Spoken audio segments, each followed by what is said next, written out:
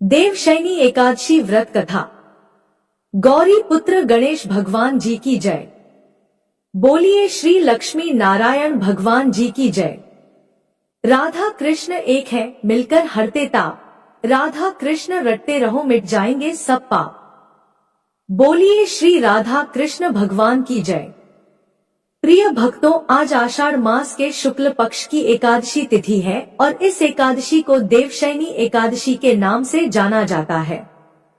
कुछ स्थानों पर इसे हरि शयनी ग्यारस के नाम से भी जाना जाता है। देवशयनी एकादशी से लेकर देव उठानी एकादशी तक 4 माह के लिए भगवान श्री हरि विष्णु क्षीर सागर में योग निद्रा में चले जाते हैं। इस दौरान सृष्टि का संचालन भगवान शिव जी करते हैं। तो आज मैं आपको सुना रही हूँ देवशयनी एकादशी की बड़ी ही दुर्लभ कथाएं। किंतु एक बात का आप विशेष ध्यान रखिएगा कि इन कथाओं को पूरा सुनने से ही सभी मनोकामनाएं पूर्ण होती हैं। कथाओं को आधा अधूरा सुनने से पूर्ण फल प्राप्त नहीं होता। तो आइए बड़ी ही श्रद्धा और प्रसन्नचित मन से इन कथाओं को सुनते हैं। एक बार अर्जुन ने कहा, है मधुसूदन, आषाढ़ मास के शुक्ल पक्ष की एकादशी का क्या व्रत है?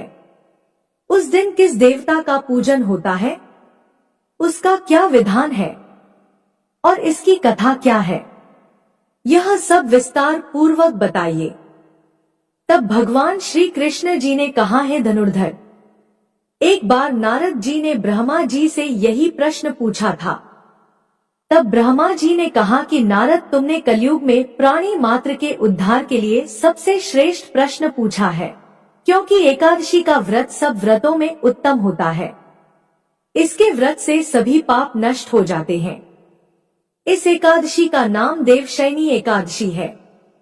यह व्रत करने से भगवान विष्णु प्रसन्न होते हैं। इस संबंध में मैं तुम्हें एक पौराणिक कथा सुनाता हूँ, ध्यान पूर्वक श्रवण करो। मांधाता नाम के एक सूर्यवंशी राजा थे। वह सत्यवादी, महान तपस्वी और चक्रवर्ती थे। वह अपनी प्रजा का पालन संतान की तरह करते थे। उनकी सारी प्रजा धन धान्य से परिपूर्ण थी और सुखपूर्वक जीवन यापन कर रही थी। उनके राज्य में कभी भी अकाल नहीं पड़ा था। कभी किसी प्रकार की प्राकृतिक आपदा नहीं आई थी। परंतु ना जाने उनसे देव क्यों रुष्ट हो गए। ना मालूम राजा ने ऐसा क्या भूल किया था कि एक बार उनके राज्य में भीषण अकाल पड़ा और प्रजा अन्न की कमी के कारण अत्यंत दुखी रहने लगी। राज्य में यज्ञ होने बंद हो गए। अकाल से पीड़ित प्रजा एक दिन दुखी होकर राजा के पास जाकर प्रार्थना करने लगी और बोली, हे राजन, समस्त संसार की सृष्टि का मुख्य आधार वर्षा है। इसी वर्षा के अभाव से राज्य में अकाल पड़ गया है और अकाल से प्रजा मर रही है। हे भूपति, आप कोई ऐसा जतन कीजिए जिससे हम लोगों का कष्ट दूर हो सके। यदि जल्द ही अकाल से मुक्ति नहीं मिली तो विवश होकर प्रजा को किसी दूसरे राज्य में शरण लेनी पड़ेगी। प्रजाजनों की बात सुनकर राजा ने कहा, आप लोग सत्य कह रहे हैं। वर्षा न होने से आप लोग बहुत दुखी हैं। राजा के पापों के कारण ही प्रजा को कष्ट भोगना पड़ता है। मैं बहुत सोच विचार रहा हूँ, फिर भी मुझे अपना कोई दोष दिखाई नहीं दे रहा। आप लोगों के कष्ट को दूर करने के लिए मैं बहुत उपाय कर रहा हूँ, परंतु आप चिंतित ना हो। मैं आपके लिए कोई ना कोई उपाय अवश्य ही करूँगा। राजा के वचनों को सुन प्रजाजन चले गए। अब राजा मांधाता भगवान की पूजा कर कुछ विशिष्ट व्यक्तियों को साथ लेकर वन की ओर चल दिए। वहां वह ऋषि मुनियों के आश्रम में घूमते घूमते अंत में ब्रह्मा जी के मानस पुत्र अंगिरा ऋषि के आश्रम में पहुंच गए। रथ से उतरकर राजा आश्रम में गए। वहां ऋषि अपने नित्य कर्म से निवृत्त ही हुए थे कि राजा ने उनके सम्मुख पहुंचकर उन्हें प्रणाम किया। ऋषि ने राजा को आशीर्वाद दिया, फिर पूछा, हे राजन, आप इस स्थान पर किस प्रयोजन से पधारे हैं, सो कहिए। राजा ने कहा, है महर्षि, मेरे राज्य में 3 वर्ष से वर्षा नहीं हो रही है। इससे अकाल पड़ गया है और प्रजा कष्ट भोग रही है। राजा के पापों के प्रभाव से ही प्रजा को कष्ट मिलता है, ऐसा शास्त्रों में लिखा है। मैं धर्म के अनुसार राज करता हूँ, फिर यह अकाल कैसे पड़ गया, इसका मुझे अभी तक पता नहीं लग सका। अब मैं आपके पास इसी संदेह की निवृत्ति के लिए आया हूँ। आप कृपा कर मेरी इस समस्या का निवारण करिए। मेरी प्रजा के कष्ट को दूर करने का कोई उपाय बताइए। प्रिय भक्तों, सारा वृतांत सुनने के बाद ऋषि ने कहा, हे राजन, इस सतयुग में धर्म के 4 चरण सम्मिलित है। यह युग सभी युगों में उत्तम है। इस युग में केवल ब्राह्मणों को ही तप करने तथा वेद पढ़ने का अधिकार है, किंतु आपके राज्य में एक शूद्र तप कर रहा है। इसी दोष के कारण आपके राज्य में वर्षा नहीं हो रही है। यदि आप प्रजा का कल्याण चाहते हैं तो शीघ्र ही उस शूद्र का वध करवा दें। जब तक आप यह कार्य नहीं कर लेते तब तक आपका राज्य अकाल की पीड़ा से कभी मुक्त नहीं हो सकता। ऋषि के वचन सुनकर राजा ने कहा, हे मुनि श्रेष्ठ, मैं उस निरपराध तप करने वाले शूद्र को नहीं मार सकता। किसी निर्दोष मनुष्य की हत्या करना मेरे नियमों के विरुद्ध है और मेरी आत्मा इसे किसी भी स्थिति में स्वीकार नहीं करेगी। आप इस दोष से मुक्ति का कोई दूसरा उपाय बताइए। प्रिय भक्तों, राजा को विचलित जानकर ऋषि ने कहा, हे राजन, यदि आप ऐसा ही चाहते हैं तो आषाढ़ मास के शुक्ल पक्ष की देवशयनी एकादशी का विधान पूर्वक व्रत करो। इस व्रत के प्रभाव से तुम्हारे राज्य में वर्षा होगी और प्रजा भी पूर्व की भांति सुखी हो जाएगी, क्योंकि इस एकादशी का व्रत सिद्धियों को देने वाला है और कष्टों से मुक्ति करने वाला है। ऋषि के इन वचनों को सुनकर राजा अपने नगर वापस आ गया और विधान पूर्वक देवशयनी एकादशी का व्रत किया। इस व्रत के प्रभाव से राज्य में अच्छी वर्षा हुई और प्रजा को अकाल से मुक्ति मिली। इस व्रत के करने से भगवान विष्णु और मां लक्ष्मी प्रसन्न होते हैं। अतः मोक्ष की इच्छा रखने वाले मनुष्य को इस एकादशी का व्रत करना चाहिए। चातुर्मास व्रत भी इसी एकादशी से प्रारंभ किया जाता है। इसके बाद भगवान श्री कृष्ण कहते हैं, हे कुंती पुत्र, अपने कष्टों से मुक्ति पाने के लिए किसी दूसरे का बुरा नहीं करना चाहिए। अपनी शक्ति और भगवान की पूरी श्रद्धा और आस्था रखकर संतों के कथना अनुसार सत्कर्म करने से बड़े बड़े कष्टों से सहज ही मुक्ति मिल जाती है। तो प्रिय भक्तों, बोलिए श्री राधा कृष्ण भगवान की जय। आइए अब मनोकामनाओं की पूर्ति करने वाली बड़ी ही सुंदर कथा को सुनते हैं। इस कथा को सुनने से ही व्रत पूर्ण माना जाता है। एक बार माता लक्ष्मी ने भगवान विष्णु जी से पूछा, हे स्वामी, तुलसी के पास दीपक जलाने का क्या महत्व है और रोज शाम को तुलसी के पास दीपक क्यों जलाया जाता है? इससे मनुष्य को कौन सा फल प्राप्त होता है? तुलसी के पास दीपक जलाने की विधि क्या है तथा दीपक जलाते समय कौन से मंत्र का उच्चारण करना चाहिए? कृपा कर आप मुझे विस्तार से बताइए। तब भगवान विष्णु जी कहते हैं, हे देवी, आज आपने समस्त मानव जाति के कल्याण के लिए बहुत ही महत्वपूर्ण प्रश्न किया है। आपके इस प्रश्न का उत्तर देने से पूर्व मैं आपको एक प्राचीन कथा सुनाता हूँ, जिससे आपको सभी प्रश्नों के उत्तर मिल जाएंगे। इसलिए आप इस कथा को ध्यानपूर्वक सुनिए। इस कथा को ध्यान से पूरा सुनने मात्र से ही मनुष्य को 100 वर्षों तक तुलसी के पास दीपक जलाने का पुण्य फल प्राप्त होता है। फिर माता लक्ष्मी कहती हैं, हे स्वामी, मैं इस कथा को सुनने के लिए उत्सुक हूँ। कृपया आप इस कथा को सुनाना प्रारंभ कीजिए।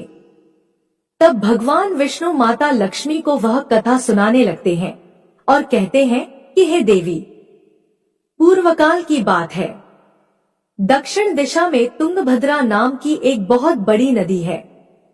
इस नदी के किनारे पर हरिहरपुर नाम का एक अत्यंत सुंदर नगर बसा हुआ था। उसी नगर में काशी नाम के एक ब्राह्मण निवास करते थे। वे अत्यंत गुणवान, चरित्रवान, धर्म कार्य करने वाले तथा वेदों के मार्ग पर चलने वाले थे। उन्होंने समस्त शास्त्रों का अध्ययन किया था। उस ब्राह्मण की एक पत्नी थी जिसे लोग दुराचारिणी कहकर पुकारते थे, क्योंकि उसके कर्म ही उसके नाम के अनुसार थे।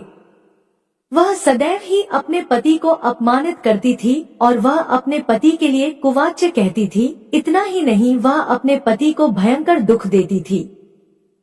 पति के लिए कभी भोजन नहीं बनाती थी।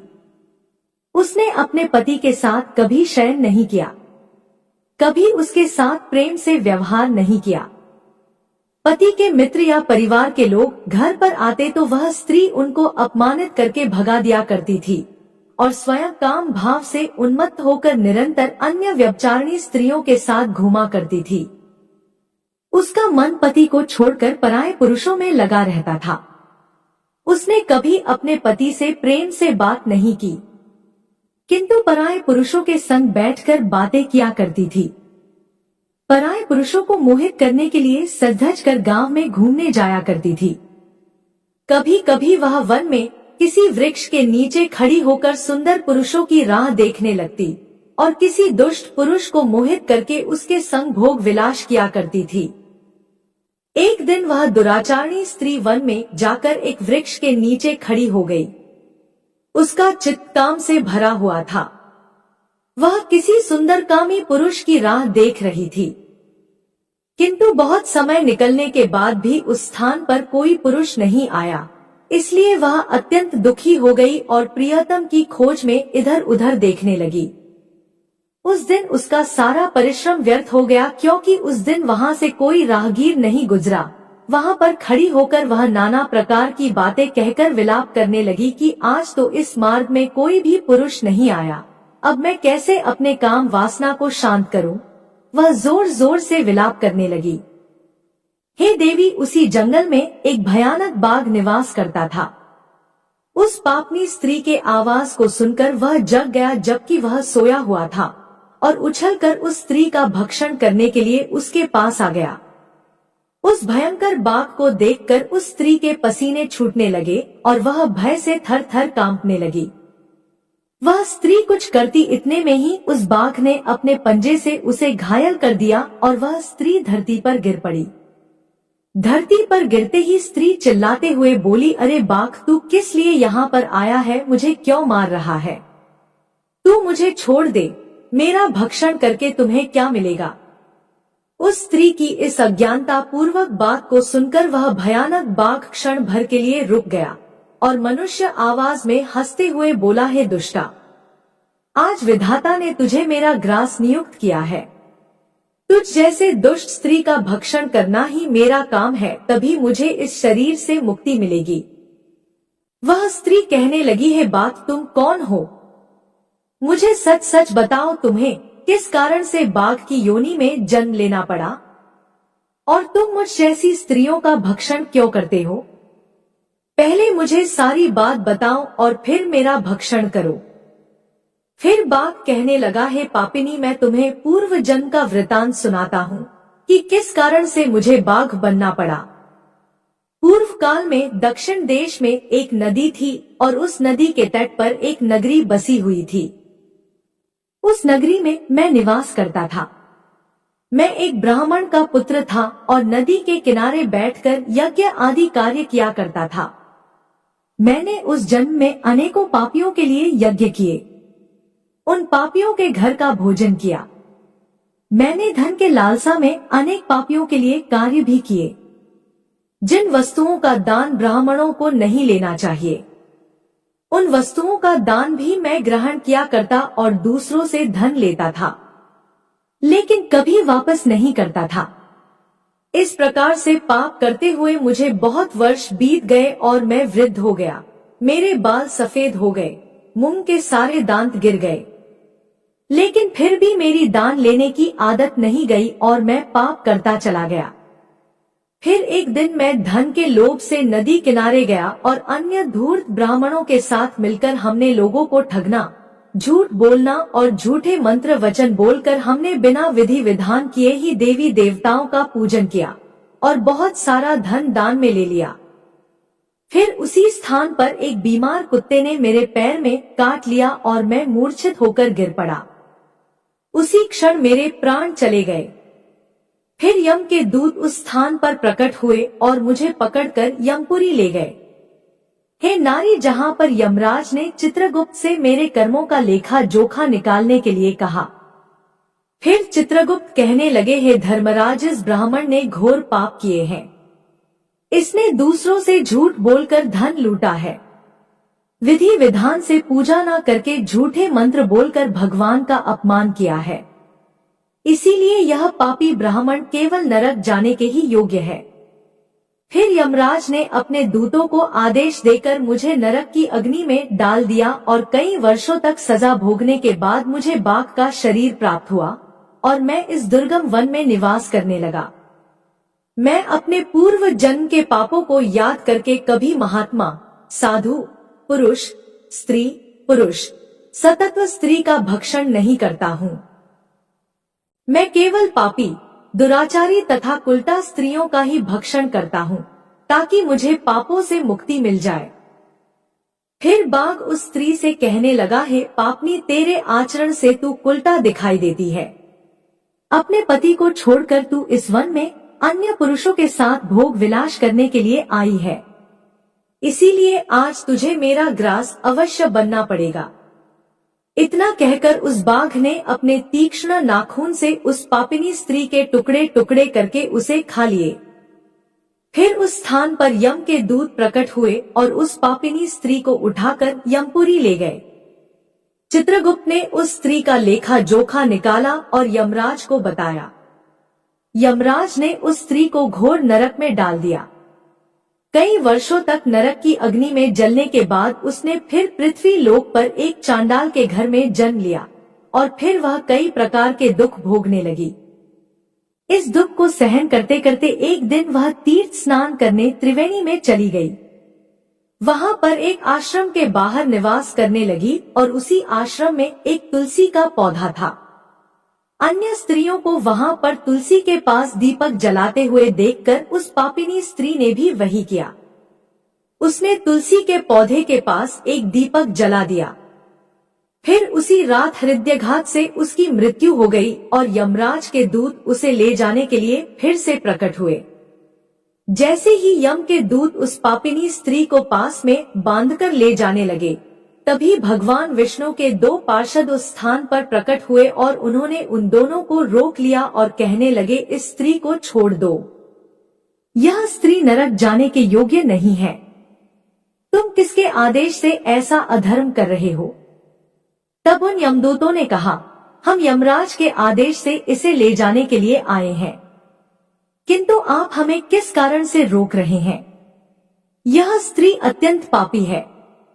तब भगवान विष्णु के पार्षद कहने लगे, यह स्त्री तो विष्णु भक्त है, यह नरक जाने के योग्य नहीं है।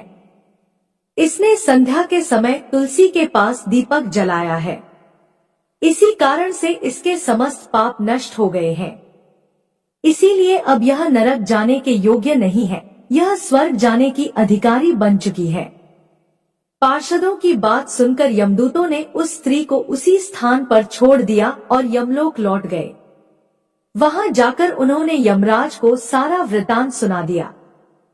फिर भगवान विष्णु के पार्षद उस स्त्री को दिव्य विमान में बैठाकर स्वर्ग लोक ले गए। भगवान विष्णु कहते हैं, हे देवी, इस प्रकार से तुलसी के पास केवल दीपक जलाने मात्र से ही मनुष्य के सभी पाप नष्ट हो जाते हैं। जो स्त्री नित्य शाम को तुलसी के पास दीपक जलाती है, वह सौभाग्यशाली बनती है। उसके पूर्व जन्मों के सभी पाप और ताप नष्ट हो जाते हैं, उसे सुख समृद्धि की प्राप्ति होती है।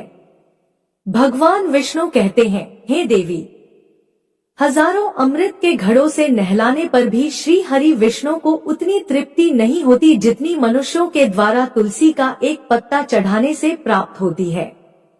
1000 गौ दान से मानव जो फल प्राप्त करता है, वही फल तुलसी पत्र के दान से प्राप्त कर लेता है।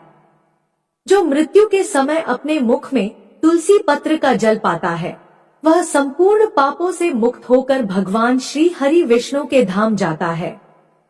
हिंदू धर्म में तुलसी के पौधे का महत्व सबसे अधिक है, क्योंकि इनकी सबसे पहले पूजा भगवान विष्णु जी ने ही की थी।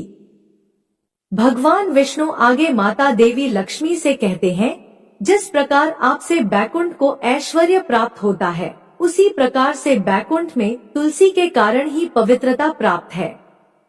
पृथ्वी लोक पर जिस स्थान पर तुलसी का पौधा होता है, उस स्थान पर कभी बुराई का वास नहीं होता। ऐसा स्थान सबसे अधिक पवित्र होगा। इसी कारण से हमें हमारे घर में तुलसी का पौधा अवश्य लगाना चाहिए। इस प्रकार से भगवान विष्णु ने तुलसी के पास दिया जलाने का महत्व बताया। तो प्रेम से बोलिए श्री लक्ष्मी नारायण भगवान जी की जय। बोलिए श्री तुलसी शालिग्राम भगवान जी की जय। प्रिय भक्तों, अब बड़े ही प्रेम से मनोकामना की पूर्ति करने वाली कथा को सुनते हैं। एक गांव में भागवत कथा का आयोजन किया गया। पंडित जी भागवत कथा सुनाने आए। पूरे सप्ताह कथा वाचन चला। पूर्ण आहुति पर दान दक्षिणा की सामग्री इकट्ठा कर घोड़े पर बैठकर पंडित जी रवाना होने लगे। उसी गांव में एक सीधा साधा गरीब किसान भी रहता था। उस किसान ने उनके पांव पकड़ लिए और बोला, पंडित जी महाराज, आपने कहा था कि जो ठाकुर जी की सेवा करता है उसका बेड़ा पार हो जाता है। आप तो जा रहे हैं।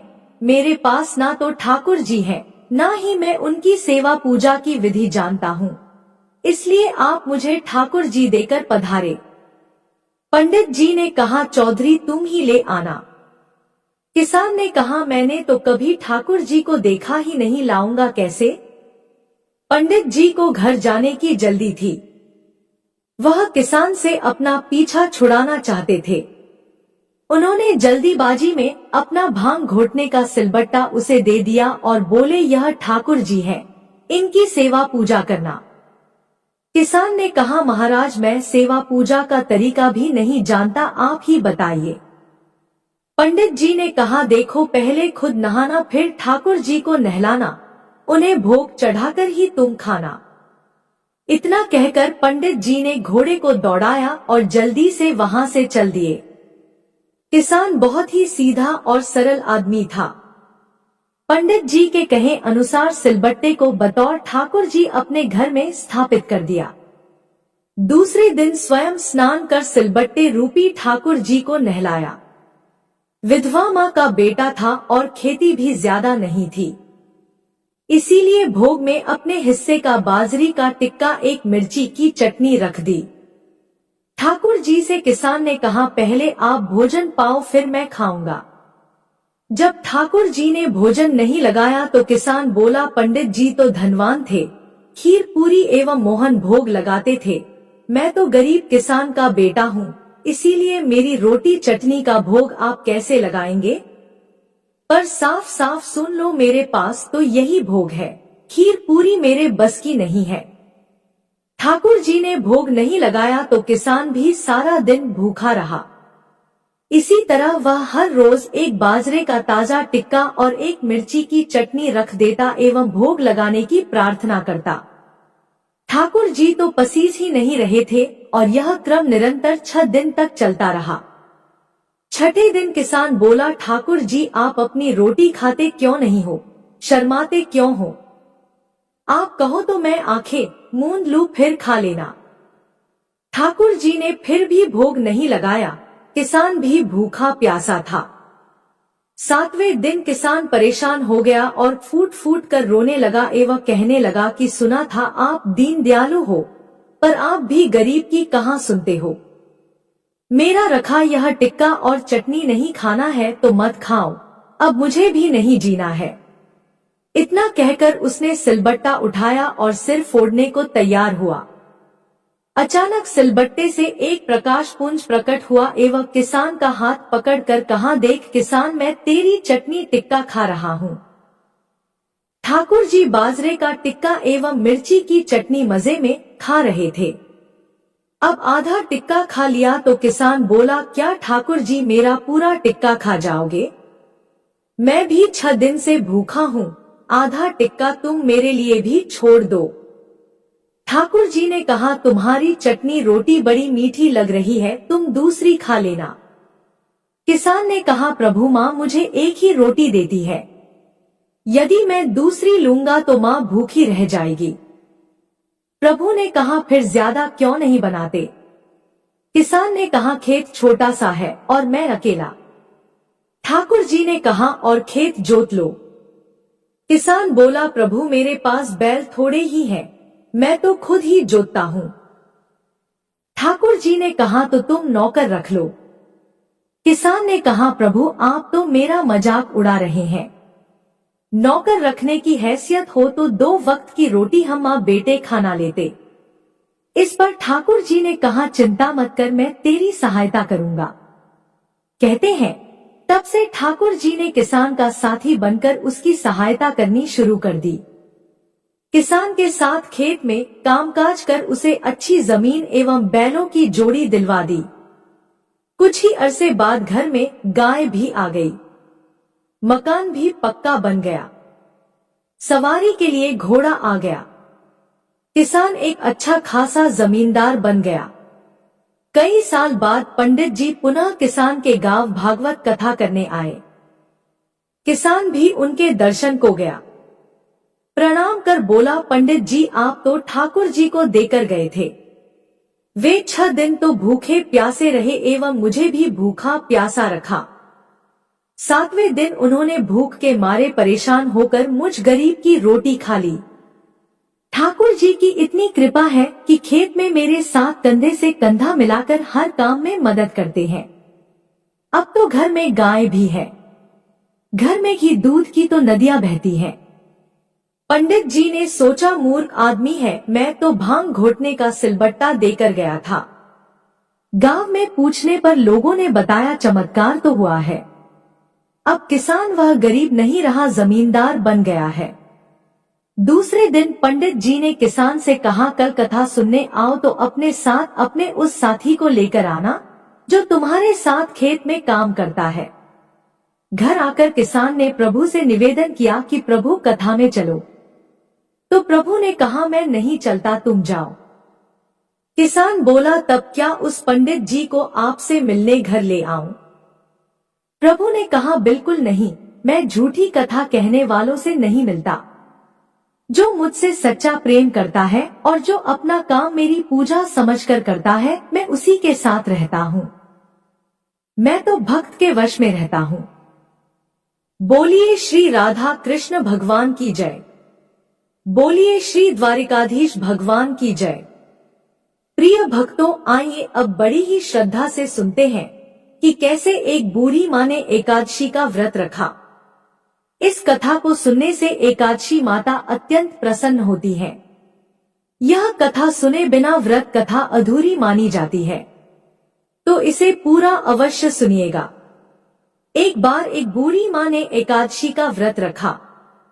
बड़ा ही भाव भक्ति से पूजा अर्चना की। उन्हें वृद्धावस्था में क्या बाधा थी? वह तो अपने पुत्र पौत्रों की सुख सुविधा के लिए व्रत किया करती थी।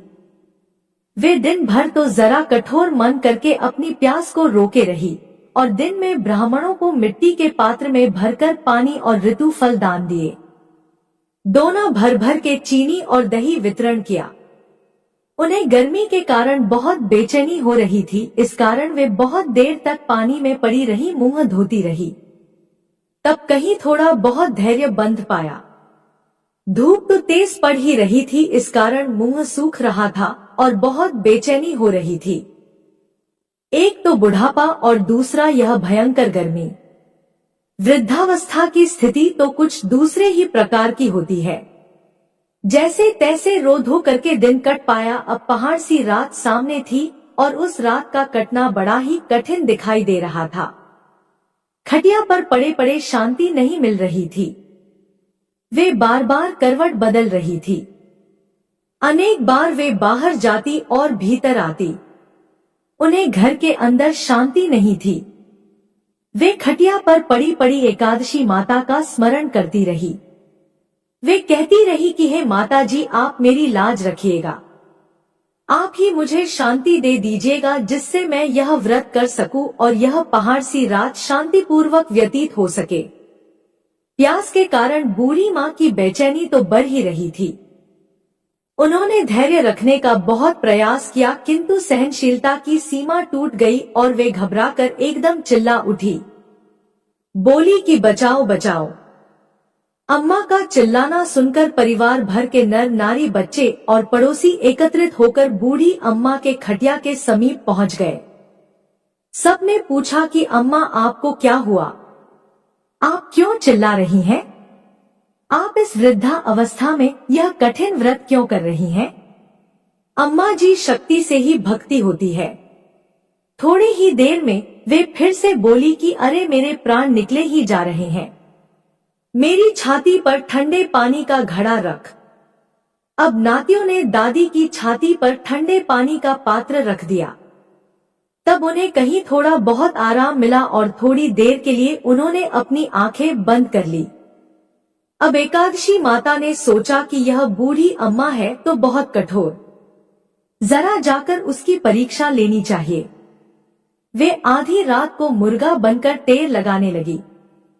मुर्गा की आवाज सुनकर दादी जल्दी से उठी और बाहर जाकर आसमान की ओर देखा, किंतु आसमान में कहीं उन्हें प्रातःकालीन तारा नजर नहीं आया।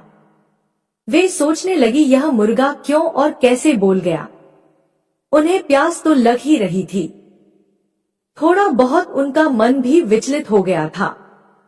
अंत में उन्होंने दृढ़ निश्चय कर लिया कि मैं अब व्रत को पूर्ण करके ही छोड़ूंगी, चाहे भले ही मेरे प्राण क्यों ना निकल जाए। यह सोचकर फिर वे खटिया पर शिथिल होकर लेट गई। थोड़ी देर में ही एकादशी माता ने उनकी फिर से परीक्षा लेनी चाहिए। एक छोटी सी बालिका एक गिलास में शरबत लेकर उनके सिरहाने आकर खड़ी हो गई और जोर से बोली, दादी जी सवेरा हो गया है, आप हाथ मुंह धोकर शरबत पी लीजिए।